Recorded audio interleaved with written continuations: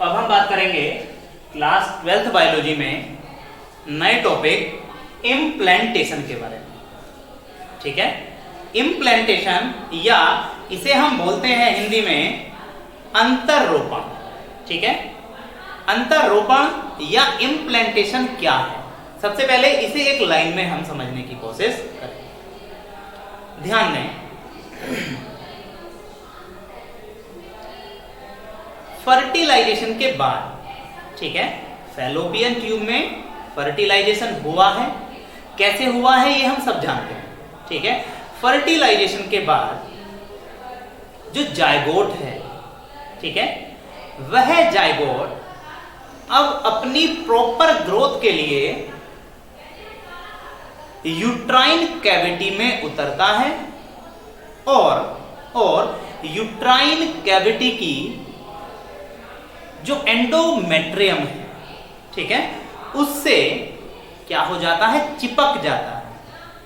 इसी प्रक्रिया को हम इम्प्लांटेशन या अंतररोपण कहते हैं। ठीक है, तो दोबारा एक बार सुनेंगे, एक बार दोबारा देखेंगे कि निषेचन के बाद जायगोट का यूट्राइन कैविटी में उतरकर एंडोमेट्रियम से चिपकना ही इम्प्लांटेशन या अंतररोपण कहलाता है।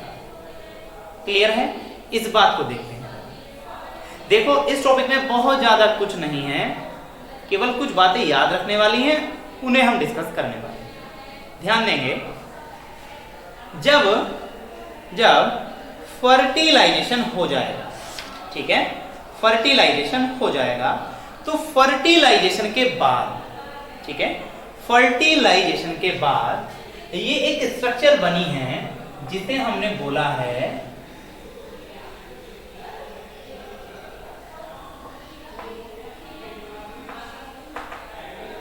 जायगोट।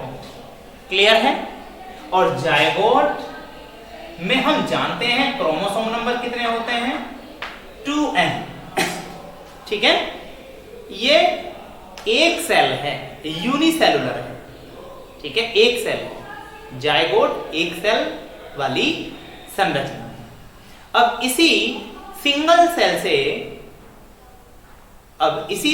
सेल से प्रॉपर डेवलप होगा फीटस। ठीक है, अब ये जायगोट क्या करता चला जाएगा, माइटोसिस, सेल डिवीजन करता चला जाएगा। ठीक है, डिवीजन करता चला जाएगा और ये चेंज हो जाएगा क्या, 2 सेल में, फिर ये करेगा तो चेंज हो जाएगा 4 सेल, फिर ये करेगा तो चेंज हो जाएगा, ठीक है, इस प्रकार से 8 सेल में। समझ पा रहे हैं? ये लगातार डिवीजन करता चला जाता है और अपनी ग्रोथ करता चला जाता है। ठीक है, तो होगा क्या, ध्यान रखेंगे, ये जायगोट सबसे पहले 2 सेल स्टेज में आएगा। हमने बना दिया है 2 सेल स्टेज। फिर ये डिवीजन करेगा तो आएगा 4 सेल स्टेज में। क्लियर है? और फिर ये आएगा 4 से 8 सेल स्टेज में। समझ पा रहे हैं इस बात को या नहीं? 2 उनमें माइटोसिस डिवीजन करो तो 2 से 4, 4 से करोगे तो 8, 8 से करोगे तो 16, ये सारी चीजें। तो जैसे ही ये 8 से 16, ठीक है, 8 to 16 सेल स्टेज में आएगा, ठीक है, सेल स्टेज में आएगा, तो उस समय इस स्ट्रक्चर को मैं बोलता हूं मोरुला। क्लियर है? क्या बोलते हैं इसे? मोरुला बोलते हैं। ध्यान रखेंगे, इस स्ट्रक्चर को हम बोलते हैं मोरुला। ध्यान दें, ये है मोरुला, मोरुला है। क्लियर है? अब ध्यान रखेंगे, मोरुला 8 से 16, ठीक है, 8 से 16 सेल से मिलकर बना है।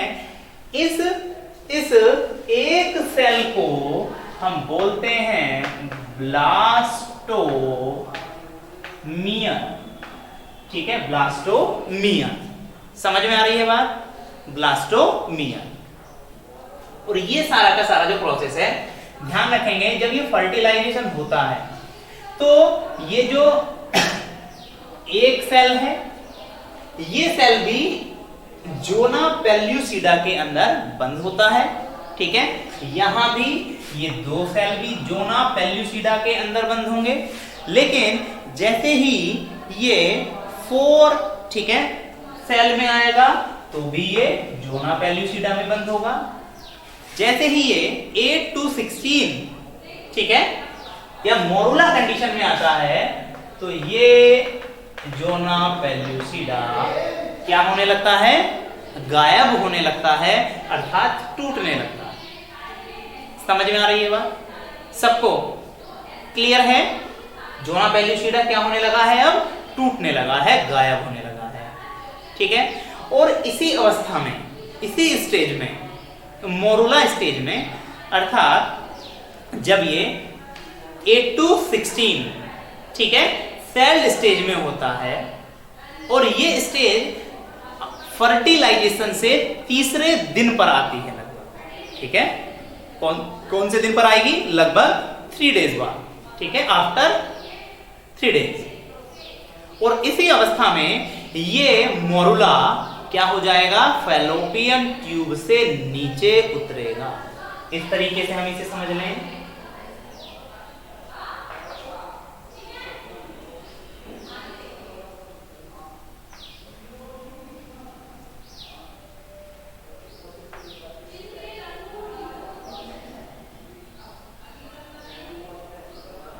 क्लियर है ये बात? यहां था वो जायगोट, ठीक है, ये जायगोट सिंगल सेल, फिर ये 2 सेल स्टेज, फिर 4 सेल स्टेज, फिर 8 to 16 सेल स्टेज। कौन से दिन? तीसरे दिन क्या हो जाएगा? ये इस कंडीशन में, अर्थात मोरुला कंडीशन में, यूट्राइन कैविटी में उतर जाएगा। और इस प्रोसेस को, ठीक है, ये इस प्रोसेस इंप्लांट होने में या इसे चिपकने में लगभग 5 से 7 दिन का टाइम लगेगा। इतनी बात सबको समझ में आ रही है? जरा देखते हैं इसके बारे में भी थोड़ी सी थ्योरी, आगे बाद में पढ़ेंगे। क्या लिखा है?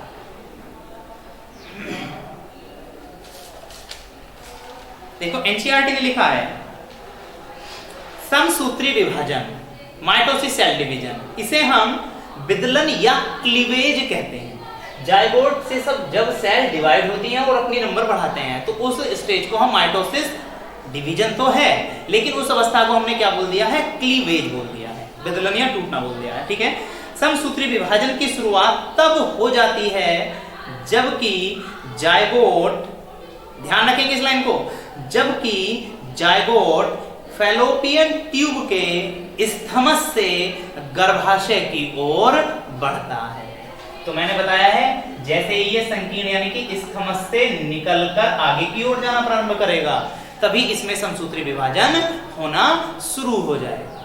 समझ पा रहे हैं? बिल्कुल क्लियर? दोबारा सुनेंगे। समसूत्री विभाजन की शुरुआत तब होती है, ये इम्प्लांटेशन है यहां से शुरू।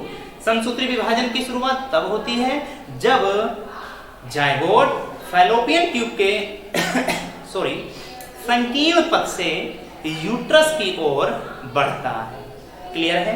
आगे देखेंगे।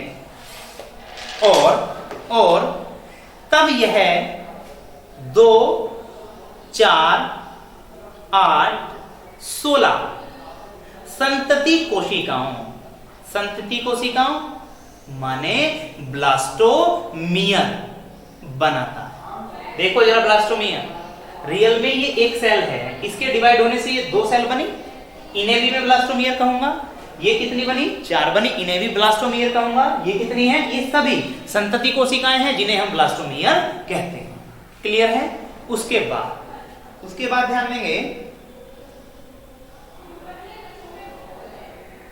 संतति कोशिकाएं जिन्हें ब्लास्टोमियर कहते हैं की रचना करता है 8 से 16 ब्लास्टोमियर वाले, ध्यान देंगे 8 से 16 ब्लास्टोमियर वाले एम्ब्रियो को मोरुला कहते हैं। लिखा है क्या? 8 से 16 वाले हम ब्लास्टोमियर का जो स्ट्रक्चर है उसे क्या बोल रहे हैं? हम मोरुला बोल रहे हैं।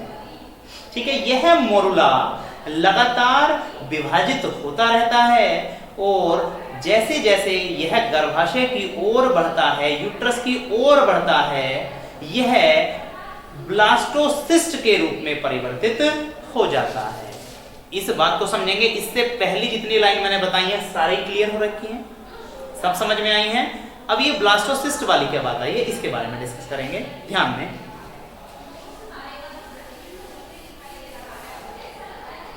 होगा क्या?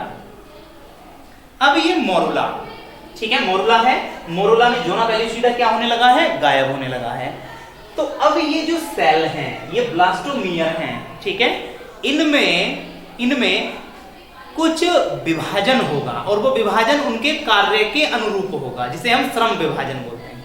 ठीक है, कार्य के अनुसार कोशिकाओं का बंटवारा। ठीक है, बहुत सारी कोशिकाएं हैं। अब उन कोशिकाओं में कुछ कोशिकाओं को एक स्पेशल काम दिया गया है, फिर दूसरी कोशिकाओं को कुछ स्पेशल काम दिया गया है। मतलब उन कोशिकाओं को काम के आधार पर हमने क्या कर दिया है? अलग अलग बांट दिया। ठीक है, इसे ही हम बोलते हैं श्रम विभाजन।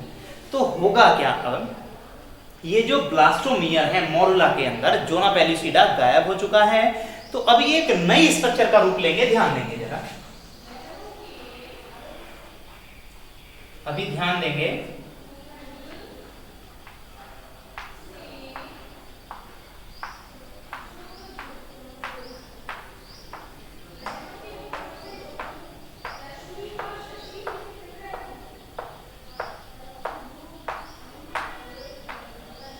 ठीक है, कुछ सेल इस प्रकार से अरेंज हो जाएंगी और कुछ सेल इसके अंदर, ध्यान देंगे, कुछ सेल इसके अंदर इस प्रकार से होंगी।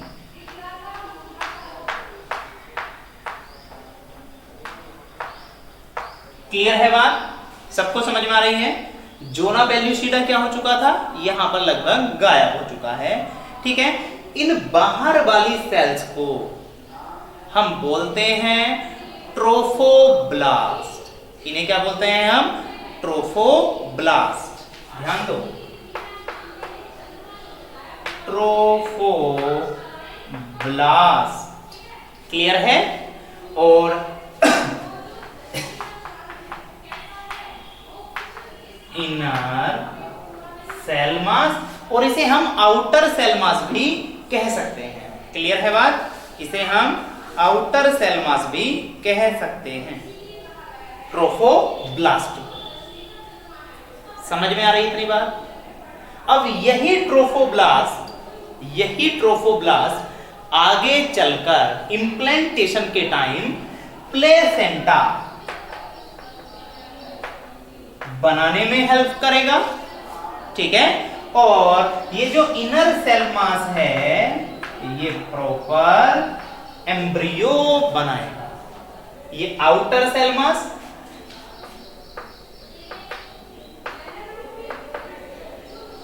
जो आउटर सेल मास है उसका हमने नाम क्या लिखा है? ट्रोफोब्लास्ट। और ट्रोफोब्लास्ट हेल्प कराएगा इंप्लांटेशन के समय प्लेसेंटा बनाने में, और इनर सेल मास बनाएगा एम्ब्रियो। देखते हैं, इससे आगे देखेंगे, यही डायग्राम मैं आगे दिखा रहा हूं। एक समय में क्या होगा?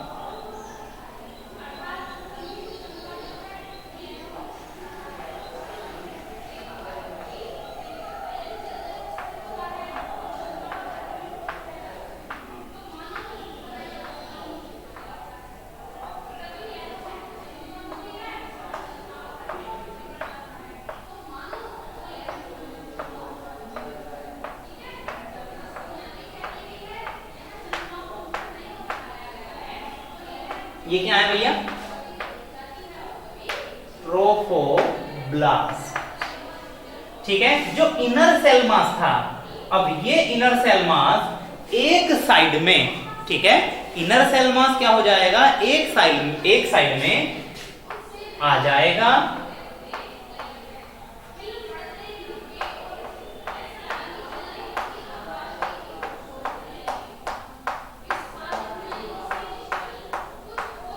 क्लियर है? ये क्या है? Inner cell mass. और यहां एक कैविटी बन जाएगी, अर्थात खाली स्थान बन जाएगा, और इस खाली स्थान को हम बोलते हैं ब्लास्टोसिस्ट कैविटी। क्या बोलते हैं इसे? Blastocyst cavity. Blastocyst cavity. समझ में आ रही है बात? देखते हैं क्या लिखा है एनसीईआरटी ने। दोबारा एनसीईआरटी को देखते हैं, ध्यान देंगे।